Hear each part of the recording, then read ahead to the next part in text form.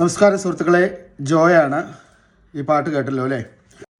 ജ്ഞാനായ സമൂഹത്തിൻ്റെ എന്താ പറയുക, ഒരു ഐഡൻറ്റിറ്റി പോലുള്ളൊരു പാട്ടാണത്. ഒത്തുതീരിച്ചവർ കപ്പൽ കയറി പല നാടു നോക്കി പുറപ്പെട്ടാരേ. ഞാനേ ഈ പാട്ട് കോട്ടയം രൂപതയിലുള്ള ഓരോ മനുഷ്യർ കേട്ട് കഴിഞ്ഞിട്ടുണ്ടെങ്കിൽ എന്നാ പറഞ്ഞ് അവരുടെ രക്തം തിളയ്ക്കും. അതുപോലെ അവർക്ക് ഭയങ്കര വൈകാരികതയുള്ളൊരു പാട്ടാണ്. അപ്പോൾ ഇതേ ഉള്ളത്. ഒത്തുതീരിച്ചവർ കപ്പൽ കയറി ആര്? കോട്ടയം രൂപതക്കാരൻ ജ്ഞാനായമാരുടെ കാര്യമാണ് പറയുന്നത്. ജ്ഞായിത്തൊമ്മൻ AD 345 കൊടുങ്ങല്ലൂർ വന്നിറങ്ങി 72 കുടുംബമായിട്ട്. അങ്ങനെ അതിൻ്റെ ചരിത്രം അങ്ങനെ കിടക്കട്ടെ.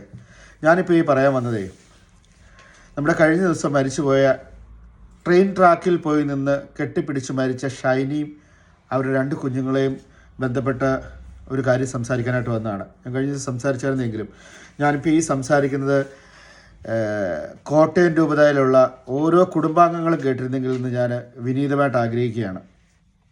കോട്ടയം രൂപത എന്നെ സംബന്ധിച്ച് എനിക്ക് വളരെ അടുപ്പമുള്ള, ഇപ്പം ഞാൻ ഈ സംസാരിച്ച് കഴിയുമ്പോൾ എൻ്റെ കൂട്ടുകാർ കേട്ട് കഴിയുമ്പോൾ, അല്ലെങ്കിൽ കൂട്ടുകാരെന്നും പറഞ്ഞാൽ പോരാ, എൻ്റെ സഹോദരന്മാരാവന്മാർ കേട്ട് കഴിഞ്ഞാൽ എന്നെ ചീത്തുള്ളൂ. നീ ഞങ്ങളെയാണോ നീ എന്നൊക്കെ പറഞ്ഞ് ഒരു ആളറിയത്തില്ലാത്ത പോലെ സംസാരിച്ചെന്ന് ചോദിക്കും. പക്ഷേ ഈ സിറ്റുവേഷനിൽ അങ്ങനെ സംസാരിച്ചേ പറ്റുള്ളൂ.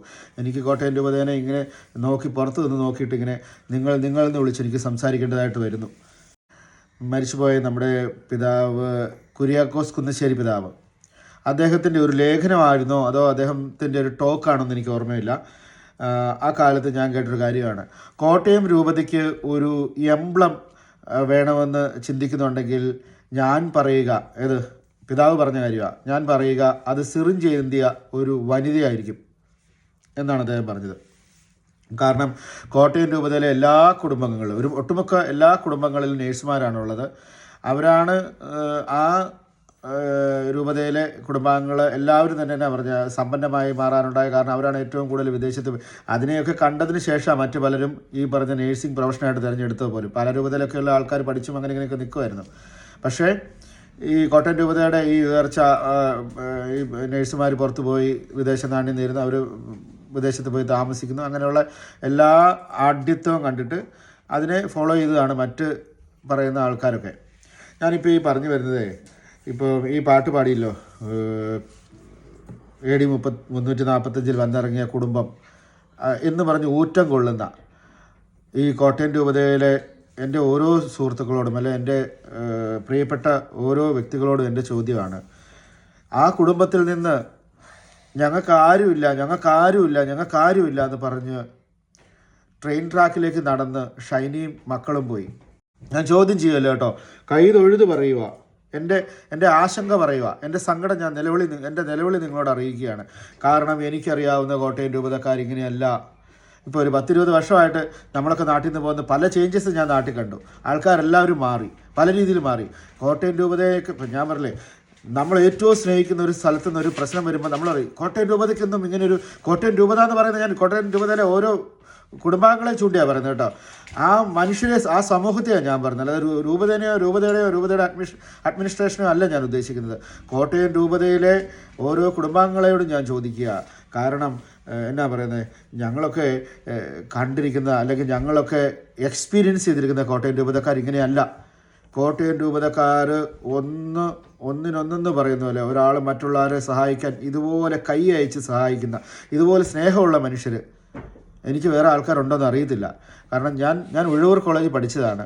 എൻ്റെ ഡിഗ്രി കാലഘട്ടങ്ങളൊക്കെ ഉഴവൂർ കോളേജിലായിരുന്നു. പിന്നെ ഞാൻ ജനിച്ച് വീണപ്പം മുതൽ എൻ്റെ ഇടതും വലതും എൻ്റെ സുഹൃത്തുക്കളെല്ലാം, എൻ്റെ കൂട്ടുകാരെല്ലാം അവരാണ്.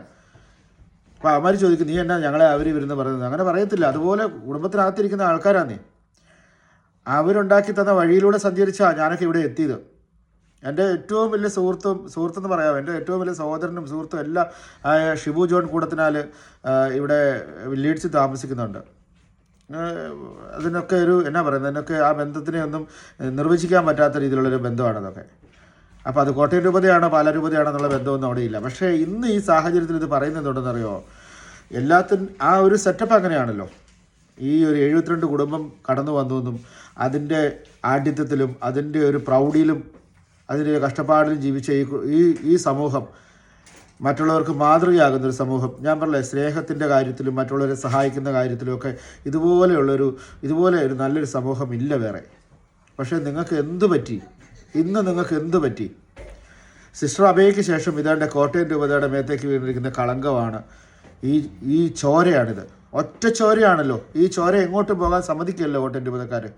കല്യാണം കഴിപ്പിച്ചു വിടുകയല്ലോ പെങ്കൊച്ചുങ്ങളെ പുറത്തോട്ട്, അല്ലെങ്കിൽ ആമ്പിള്ളേരെ പുറത്തോട്ട് കെട്ടാൻ സമ്മതിക്കില്ല. അകത്തോട്ടും ആരും കെട്ടി വരേണ്ട, പുറത്തോട്ട് പോകേണ്ടത് പറഞ്ഞു പോകുന്നൊരു പൊക്കമാണ്. ഈ ചോര ഇങ്ങനെ നിൽക്കണം, റോയൽ ബ്ലഡ് ഇങ്ങനെ നിൽക്കണം എന്നാണ് പറയുന്നത്.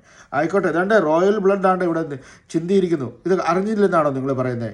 ഇത് ആരും കേട്ടില്ലെന്നാണോ പറയുന്നത്? ഈ സംഗമം മുഴുവൻ നടത്തിയിട്ട് എന്താണ് കാര്യം? നിങ്ങൾ ഇതേപ്പറ്റി ഒന്ന് ആലോചിക്കണ്ടേ? നിങ്ങൾ അറിഞ്ഞില്ലേ ഇത്? ഏതാണ്ട് മാഞ്ഞൂരും കുറുപ്പന്തറയിലും ആ ഭാഗത്ത് മുഴുവൻ ഉള്ള വീടുകൾ, കോടിക്കണക്കിന് രൂപയ്ക്കുള്ള വീടുകൾ അടഞ്ഞു കിടപ്പുണ്ട്. ആരും താമസിക്കുന്നില്ല. ഒരു മനുഷ്യൻ താമസിക്കാനില്ലാതെ കോടിക്കണക്കിന് രൂപയുടെ വീടുകൾ. അതായത് ഒരുത്തൻ 2 കോടിയുടെ വെച്ചാൽ അവിടെ തന്നെ അതിൻ്റെ തൊട്ടപ്പുറത്ത് വെല്ലുവിളിയോട് 3 കോടി. അമേരിക്കയിലും ഓസ്ട്രേലിയയിലും അങ്ങനെ വിദേശത്തും മാത്രമുള്ള വലിയ ബിസിനസ്സുകാർ ഇതൊക്കെയാണ് കോട്ടയം രൂപതയുടെ ആൾക്കാർ ഈ ഭാഗത്തൊക്കെ താമസിക്കുന്നത്. അതിൻ്റെ തൊട്ടടുത്ത് നിന്നാണ് ഷൈനി മക്കളും കൂടെ പോയി ട്രെയിൻ ട്രാക്കിൽ പോയി കെട്ടിപ്പിടിച്ചത്. എൻ്റെ ദൈവം, ഇത് എങ്ങനെ സാധിക്കുന്നു? ഞാൻ ആലോചിക്കുന്നത്, ഷൈനിക്ക് മാനസിക സമ്മർദ്ദം ഉണ്ടായി. ഷൈനി ഒരു ചെറുപ്പക്കാരി ഒരു വിഷമം വന്നപ്പോൾ ഒരു തീരുമാനം, ഒരു ഉറച്ച തീരുമാനം, ഞാനിതാ ചെയ്യുന്ന ഒരു ഉറച്ച തീരുമാനമൊക്കെ എടുത്തുനിന്ന് നമുക്കത് മനസ്സിലാക്കാം. ആ കുഞ്ഞുങ്ങൾക്ക് എങ്ങനെ ഇത് പറ്റി? ആ കുഞ്ഞുങ്ങൾ ഓർക്കോ, എനിക്കിനി ഒന്നുമില്ല, ഞങ്ങൾക്കിനി ആരുമില്ല, അമ്മയുടെ കൂടെ ഞങ്ങൾ പോകുന്നു പറഞ്ഞ് അമ്മയെ കെട്ടിപ്പിടിച്ചു. ഇത്രയും ഈ ശബ്ദത്തിൽ വരുന്ന ഒരു ട്രെയിനിൻ്റെ ഹോണൊക്കെ കേട്ട് ഞെട്ടിപ്പോകും നമ്മൾ. ഈ ട്രെയിനിൻ്റെ മുന്നേ നിൽക്കാനായിട്ട് ആ കുഞ്ഞുങ്ങൾ തയ്യാറായത് എനിക്ക് ഒരിക്കലും ചിന്തിച്ചിട്ട് മനസ്സിലാകുന്നില്ല. എത്രയോ ഐക്യമുള്ള ഒരു രൂപതയ്ക്കകത്തുനിന്ന് ഇതേണ്ട 3 പേര് ഇറങ്ങി നടന്നു പോയത്, ഈ ട്രെയിൻ ട്രാക്കിലേക്ക് ഇറങ്ങിപ്പോയത്. രൂപതയിലെ ആൾക്കാരൊന്നും അറിഞ്ഞിട്ടില്ലേ? ഇത് കാരിത്താസിനെ ആൾക്കാർ കുറ്റം പറയുന്നുണ്ട്, ഇതാന്നൊക്കെ പറയുന്നുണ്ട്. കാരിത്താസ് എന്നൊക്കെ പറയുന്നത് കോട്ടയം രൂപതയിലെ ഈ സമൂഹത്തിൻ്റെ ആണേ. അവരുടെ നെറ്റിപ്പട്ടം, അവരുടെ നെറ്റിപ്പട്ടം പോലെ ഇരിക്കുന്ന സ്ഥാപനങ്ങളല്ലേ അത്. കാരിത്താസിലെ കാര്യങ്ങൾ ആരാ തീരുമാനിക്കേണ്ടത്? ഈ രൂപതയിലെ സമൂഹമല്ലേ തീരുമാനിക്കുന്നത്. അവിടെ ഏതെങ്കിലും ഇപ്പോൾ ഒരു അച്ഛൻ്റെ പേര് പറഞ്ഞാൽ അച്ഛനെയൊക്കെ എടുത്ത് ദൂരെ കളയാനുള്ള കഴിവുള്ള സമൂഹമല്ലേ ഇത്. ചോദ്യം ചെയ്യപ്പെടേണ്ടത് ചോദ്യം ചെയ്യണ്ടേ? പക്ഷേ അത് ഉറങ്ങിയിരിക്കുകയാണോ? ആ രൂപതയിൽ നിന്ന് കുഞ്ഞുങ്ങൾ മരിച്ചു പോയതും, ആ രൂപതയിൽ ചെറുപ്പക്കാരി മരിച്ചു പോയതും, ജോലി കിട്ടാതെ, സാമ്പത്തികമില്ലാതെ, ഇത് ആരോടെങ്കിലും പറയാൻ കൊള്ളുന്ന കാര്യമാണോ? ഇത് ആരോടെങ്കിലും ചോദിക്കാൻ പറ്റുന്ന കാര്യമാണോ? എൻ്റെ സഹോദരങ്ങൾ, എൻ്റെ സുഹൃത്തുക്കളോട് ഞാൻ ചോദിക്കുകയാണ്. ഞാൻ പറഞ്ഞില്ലേ, ഞാൻ ഉഴൂർ കോളേജിൽ പഠിച്ച ഒരാളാണ്. ഞാൻ ആ കാലഘട്ടങ്ങളിൽ, അതിന് മുമ്പ് ഞാൻ പറഞ്ഞില്ലേ, ജനിച്ചപ്പോൾ ഇപ്പുറത്ത് പാലക്കാട്ട് എൻ്റെ ബിജു മാത്യു എന്ന് പറഞ്ഞ എൻ്റെ കൂട്ടുകാരൻ, അവനാണ് എൻ്റെ ജീവിതത്തിലെ ഏറെ കാലഘട്ടം ഉണ്ടായിരുന്നത്. അതിനുശേഷം അവനെന്നെ ഹാൻഡ് ഓവർ ചെയ്തെന്ന് പറഞ്ഞ പോലെ ഷിബു ജോൺ കൂടത്തിനാളുടെ കയ്യിലോട്ട് ഞാൻ പോകുന്നത്. ഞാൻ അങ്ങനെ ഒരു ഉപമ പറഞ്ഞാൽ അവരെന്നെ അതുപോലെ സംരക്ഷിച്ച് സ്നേഹിച്ച് എല്ലാ കാര്യങ്ങളും. ഞാൻ പറഞ്ഞു, ഇവരാരും സമ്പന്നരല്ലായിരുന്നു. ഞാൻ ആ കാലഘട്ടത്തിൽ കണ്ട കോട്ടയം രൂപതക്കാരൊന്നും ഞാനൊരു സമ്പന്നരുടെ വീട്ടിൽ പോയിട്ടില്ല. എല്ലാവരും പൈസയെ കഷ്ടപ്പാടില്ല. പക്ഷേ അവരുടെ വീട്ടിൽ ചെന്ന് കഴിഞ്ഞിട്ടുണ്ടെങ്കിൽ അവിടുത്തെ ഏറ്റവും മികച്ച ഫുഡ്, ആ നിമിഷം തന്നെ ഏറ്റവും നല്ല മീനാണ്, മീൻ വാങ്ങി, ഇറച്ചി വാങ്ങി, കറി വെച്ച് ഏറ്റവും മാന്യമായ രീതിയിൽ, അല്ലെങ്കിൽ എന്നാ പറഞ്ഞാൽ ഒരു അതിഥികളെയൊക്കെ സ്വീകരിക്കുന്നതും എന്തൊക്കെ രീതിയിലാണ് നമ്മളെ അല്ലെങ്കിൽ അവരുടെ ആതിഥ്യ മര്യാദയും കാര്യങ്ങളും എല്ലാം.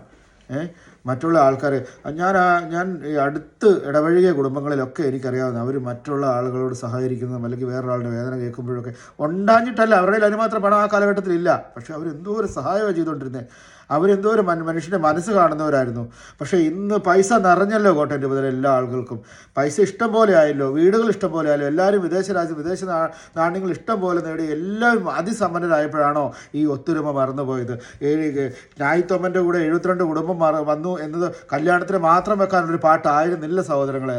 ആ പാട്ട് ഞങ്ങൾ ഉഴവൂർ കോളേജിൽ ഞാൻ പഠിക്കുമ്പോഴേക്കും ഞങ്ങളെ അവിടുന്ന്, എൻ്റെ വീടിൻ്റെ അവിടുന്ന് ഈ അൽഫോൻസ എന്ന് പറഞ്ഞൊരു വണ്ടി കിടങ്ങൂരിൽ നിന്ന് വരും. ഈ വണ്ടിയിൽ ഈ പാട്ട് വെച്ചാണ് ഇങ്ങനെ പോകുന്നത്. ഈ പാട്ട് വെച്ച് ഇങ്ങനെ പോകുമ്പം ഈ പറയുന്ന എല്ലാ പാട്ടുകളും, ഈ ജ്ഞാനായക്കാരുടെ എല്ലാ പാട്ടുകളും, ആ ഉഴവൂർ വരെ ചെല്ലുമ്പോൾ ആ പാട്ടുകൾ കേൾക്കാം. അപ്പോൾ അതിനകത്ത് ആ പാട്ട് പാടിയാണ് പിന്നെ കോളേജിലേക്ക് എല്ലാവരും നടന്നു പോകുന്നത്. അതുപോലെ ഐക്യം, അത് ജീവിതത്തിലും അങ്ങനെ ഉണ്ടായിരുന്നു.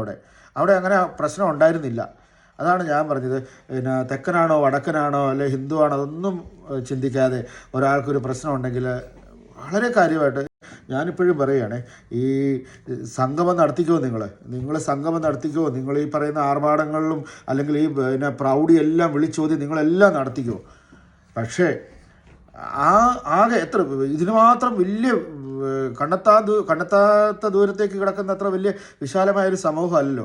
ആ സമൂഹത്തിൽ ഇത്ര ഇടവകയുള്ളൂ, ഇത്ര കുടുംബാംഗങ്ങളേ ഉള്ളൂ. എല്ലാവരും അതാ പറഞ്ഞത്, ആ രക്തം പുറത്തോട്ട് പോകാതെ അവർ അതിനകത്ത് തന്നെ കല്യാണം കഴിച്ച് അങ്ങനെ നിൽക്കുന്നിടത്ത് അതിനകത്തൊരാൾക്കൊരു മനോവിഷമമുണ്ട്, അല്ലെങ്കിൽ ആത്മഹത്യാ വക്കിലേക്ക് എത്തുന്നു എന്ന് അറിയാൻ പറ്റാത്ത സാഹചര്യം എന്താ ഉണ്ടായതെന്നാണ് നമ്മൾ മനസ്സിലാക്കുന്നത്. ഞാനതാണ് പറഞ്ഞത്. നിങ്ങളിപ്പം എന്നെ എന്തേലും വേണേലും വിമർശിച്ചു, എന്നെ എന്തേലും വേണം ചീത്ത വിളിച്ചു. ഞാൻ പുറത്ത് നിൽക്കുന്ന ഒരാൾ വന്ന് ഞങ്ങളുടെ ഇതിനെപ്പറ്റി പറയുന്നത് എന്ത് വേണം പറഞ്ഞു, ഞങ്ങൾ എന്നീ വർത്തമാനത്തിലേ ഉള്ളൂ. അതിനപ്പുറത്തേക്ക് എനിക്ക് അത്ര ആത്മബന്ധമുള്ളൊരു സഭയാണ്. അതിനൊരു തകർച്ച വരരുത്, അതിനകത്ത് സ്നേഹം കുറഞ്ഞു പോകരുത് നമ്മൾ ചിന്തിക്കുന്നുണ്ട്. അതുകൊണ്ട് തന്നെയാണ് പറഞ്ഞത്. ആരെങ്കിലും ഒന്ന് പറഞ്ഞോട്ടെ, നാളെ ആരെങ്കിലും ഞാൻ ഇനിയും പറയാം, ഒത്തുതിരിച്ചവർ ആ പാട്ട് ഇനി നിങ്ങൾ കേൾക്കുമ്പോൾ ഈ ചോര നിങ്ങൾക്ക് മറക്കാൻ പറ്റുമോ? ഷൈനിയുടെ മക്കളുടെ ചോര മറക്കാൻ പറ്റുമോ? ഞാൻ പറയുന്നത്, ഒഴൂർ കോളേജിൽ അഡ്മിഷന് പോകുമ്പം എനിക്ക് BCom ആയിരുന്നു വേണ്ടത്. അപ്പോൾ എനിക്ക് BCom തരാനായിട്ട് ഞാൻ അവിടെ ആപ്ലിക്കേഷൻ ചെയ്തപ്പോൾ എനിക്ക് ഏറ്റവും വലിയ റെക്കമെൻഡേഷൻ ഉണ്ട്. ആരാ? അവിടുത്തെ പ്രിൻസിപ്പാളാണ്.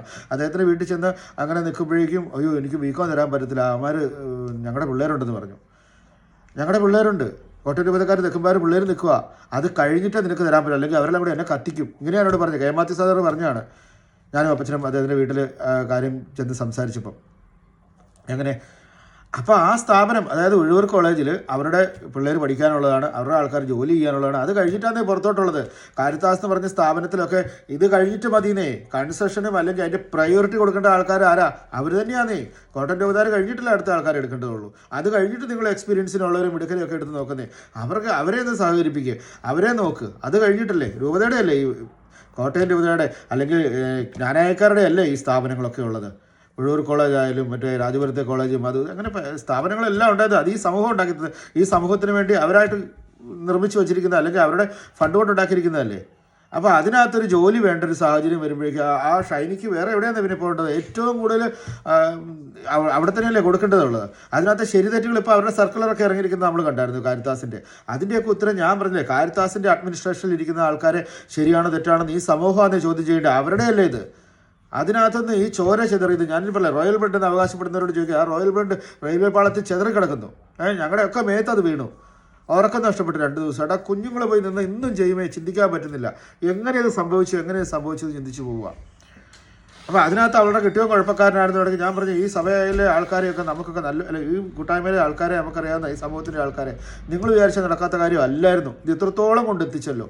സമൂഹത്തിൽ എല്ലാവരും കേൾക്കത്തക്ക രീതിയിൽ സിസ്റ്റർ അഭയയ്ക്ക് ശേഷം 2ാമതാണ്ട് കോട്ടയം രൂപതയുടെ അല്ലെ കോട്ടയം സമൂഹത്തിൻ്റെ കുടുംബാംഗങ്ങളുടെ ഓരോരുത്തരുടെ ഹൃദയത്തിലേക്കും പതിച്ച വലിയൊരു വിഷയമാണിത്. ഞാനിപ്പോൾ ഇതിനോട് കൂടി ഒന്നുകൂടെ കൂട്ടിച്ചേർക്കുവാണേ. കോട്ടയം രൂപതക്കാരോടാണേ, നിങ്ങൾക്ക് ബാക്കിയുള്ളവർ മാറി നിൽക്കട്ടെ, നിങ്ങളോട് ഞാനൊന്ന് ചോദിക്കുകയാണ്. നിങ്ങളും ഞാനും ആയിക്കോട്ടെ. ഇപ്പം നിങ്ങൾ തൽക്കാലം ഇപ്പോൾ ഇത് സംസാരിക്കുമ്പോൾ നിങ്ങളും ഞാനും ആയിക്കോട്ടെ. ഷിബുവും പാലക്കാട്ട് ബിജുവും നമ്മുടെ തോമച്ചനൊക്കെ എന്നോട് ക്ഷമിക്കുക. ഒത്തിരി പേരുണ്ടല്ലോ, എല്ലാവരും എന്നോട് ക്ഷമിക്കുക. എൻ്റെ ചോദ്യം, ബീസ ക്ലബ്ബ് നിങ്ങളറിയുമോ? മാഞ്ഞൂരുള്ള ബീസ ക്ലബ്ബ് എന്ന് പറഞ്ഞ് മാഞ്ഞൂർ ഒരു 10-30 കോടി രൂപയുടെ ഒരു പ്രസ്ഥാനമുണ്ട്. ഷാജിമോൻ ജോർജ് എന്ന് പറയുന്ന ഒരാളാണ് അത് നടത്തുന്നത്. അവനും ഈ അവകാശമുള്ള ഒരാളാണ്. എന്താ, 72 പേര് മറ്റേ കപ്പലിൽ വന്ന് ക്നായിത്തോമൻ വന്ന കപ്പലിൽ വന്നിറങ്ങിയ കുടുംബത്തിലെ അങ്ങനെ വരുന്ന പാരമ്പര്യത്തിലുള്ള കോട്ടയം രൂപതക്കാരൻ ഷാജിമോൻ ഇന്ന് അനുഭവിക്കുന്ന വിഷമങ്ങളും വേദനകളും ആരെങ്കിലും അറിയുന്നുണ്ടോ? വിസ ക്ലബിന് നേരെ നടക്കുന്ന പ്രശ്നങ്ങൾ മുഴുവൻ അറിഞ്ഞോ? ഇതുകൊണ്ട് ഏറ്റവും ലേറ്റസ്റ്റ് ന്യൂസ് വന്നിരിക്കുന്നതുകൊണ്ട് ഗുണ്ടാ ലിസ്റ്റിൽ അവനെ പെടുത്തിയിരിക്കുന്നു. ഞാനും ഷാജിമോനും ഒഴൂർ കോളേജിൽ ഒരു ബെഞ്ചിലിരുന്ന് പഠിച്ച ആൾക്കാരാണ്. അച്ഛനാൻ പോയ ആളാണ് ഷാജിമോന്. വളരെ സൗമ്യനായ ഒരാളാണ്. ലണ്ടനിൽ വന്ന് സുഖസുന്ദരമായിട്ട് അവന് ജീവിക്കാം. അവനതിനുള്ള എല്ലാ സാഹചര്യവും ഉണ്ട്, സുഖസുന്ദരമായിട്ട് ജീവിക്കാം. എല്ലാവർക്കും ഒരു ആഗ്രഹമാണല്ലോ നാട്ടിൽ, സൗനൻ്റെ നാട്, ഇങ്ങനെ നാളികേരത്തിൻ്റെ നാട്ടിൽ എനിക്കൊരു നാഴിയിടം കഴിയുമ്പോഴുണ്ട് ആ ഒരു ചിന്തയുണ്ടല്ലോ. ഷാജിമോനും അതുപോലെയൊക്കെ ചിന്തിച്ചു. നാട്ടിലോട്ട് വന്നു. എത്ര 10-30 കോടി രൂപയുടെ സ്ഥാപനം ഇട്ടിട്ട് അവൻ അനുഭവിക്കുന്ന കാര്യങ്ങൾ ഞാൻ ചോദിക്കുക. ദൈവമേ, ഈ ഒരുമയുള്ള കൂട്ടായ്മയ്ക്കകത്ത് ഒരാളായി ഷാജിമോൻ. അവൻ ഒഴൂർ കോളേജിൽ പഠിച്ച് നമ്മുടെ ഷാജിമോൻ ഈ അനുഭവം ഉണ്ടായിട്ട് രൂപത ഇടപെട്ടോ? രൂപത എന്ന് ചോദിച്ചാൽ ഇവിടുത്തെ അംഗങ്ങൾ ഇടപെട്ടോ എന്നാണ് എൻ്റെ ചോദ്യം. ഞാൻ ഈ രൂപതയുടെ അഡ്മിനിസ്ട്രേഷൻ അല്ല പറഞ്ഞത്. രൂപത എന്ന് പറഞ്ഞാൽ നിങ്ങൾ അങ്ങനെ ചിന്തിക്കില്ല. എൻ്റെ ചോദ്യം, കോട്ടയം എസ്എംകാർ ഇടപെട്ടോ? തെക്കുംപാവർ ഇടപെട്ടോ?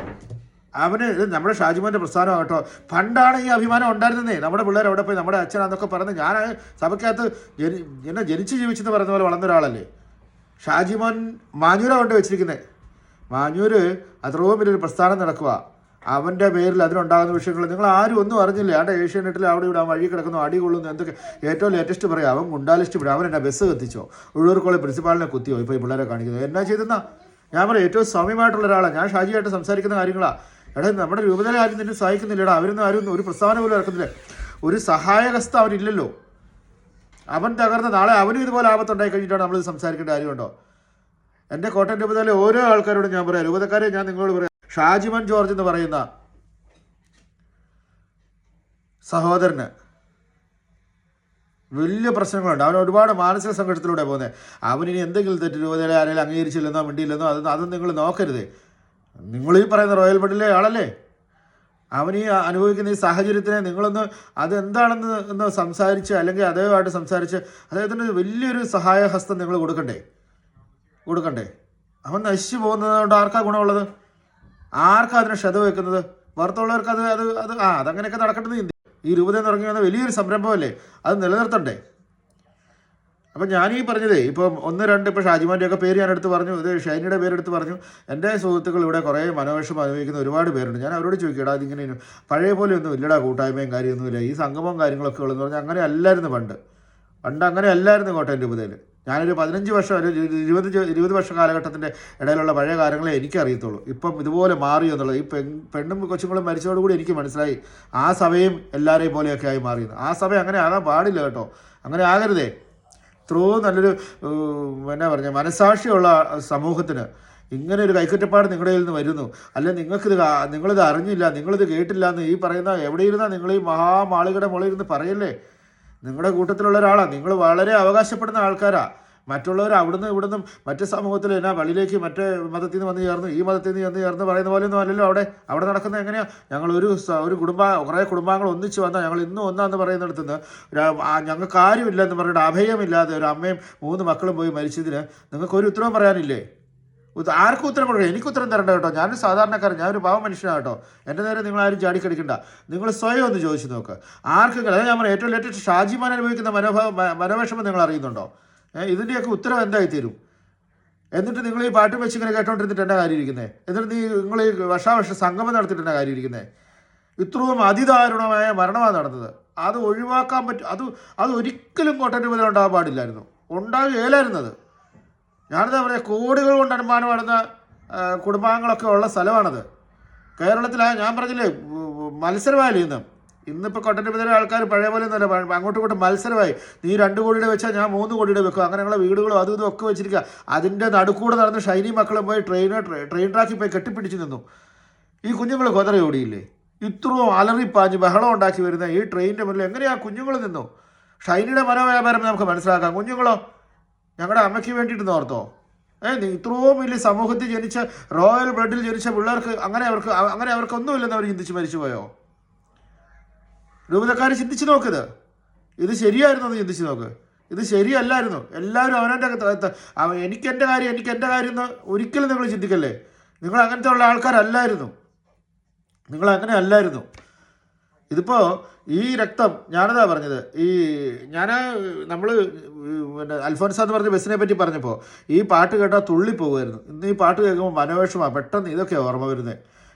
സിസ്റ്റർ അഭയനെ ഓർമ്മ വരുന്നു, ഇതാണ്ട് നമ്മൾ പിന്നെ ഷൈനിയെ മക്കളെ ഇപ്പോൾ ഓർമ്മ വരുന്നു. അങ്ങനെ നമ്മളിനി ആൾക്കാരെ കൂട്ടണോ? ഇനി വേണ്ടെന്നേ, ഇത് ഒഴിവാക്കണമെന്നേ. സഭയിലെ ആൾക്കാരും എന്നോട് വൈരാഗ്യം ഓർക്കരുത്. ഞാൻ ഈ കോട്ടയം രൂപതയോട് അത്ര കമ്മിറ്റഡ് ആയിട്ടുള്ള അത്ര സ്നേഹമുള്ള ഒരു മനുഷ്യനാണ്.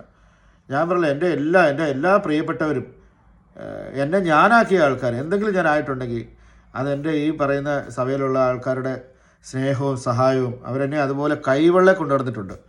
ഇപ്പം ഞാൻ എൻ്റെ ഫാമിലി ലൈഫിൽ മാറി അങ്ങനെ അത്ര കോണ്ടാക്ട് ഇല്ലാതെ നിൽക്കുന്നു. പക്ഷേ ഞാൻ പറഞ്ഞില്ലേ, എന്നെ കൈവെള്ളെ കൊണ്ടുവന്ന ഒരു കൂട്ടായ്മ, ഒരു സമൂഹമാണ് അവർ കോട്ടയം രൂപതക്കാർ.